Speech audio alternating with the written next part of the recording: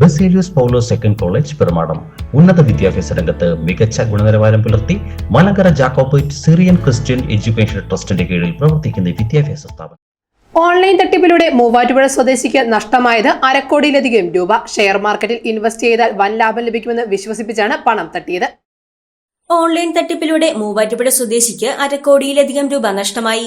സമൂഹ മാധ്യമത്തിൽ online trading പ്ലാറ്റ്ഫോമിന്റെ പരസ്യം കണ്ട് ലിങ്കിൽ ക്ലിക്ക് ചെയ്തതിനെ തുടർന്ന് വാട്സ്ആപ്പ് ഗ്രൂപ്പിൽ അംഗമാക്കുകയും ഷെയർ മാർക്കറ്റിൽ ഇൻവെസ്റ്റ് ചെയ്താൽ വൻ ലാഭമുണ്ടാക്കി തരാമെന്ന് വിശ്വസിപ്പിച്ച് വിവിധ അക്കൌണ്ടുകളിലേക്ക് മൂവാറ്റുപുഴ സ്വദേശിയിൽ നിന്നും 52,85,000 രൂപ നിക്ഷേപിപ്പിച്ചെടുത്ത ശേഷം ചതിയിൽപ്പെടുത്തുകയായിരുന്നു.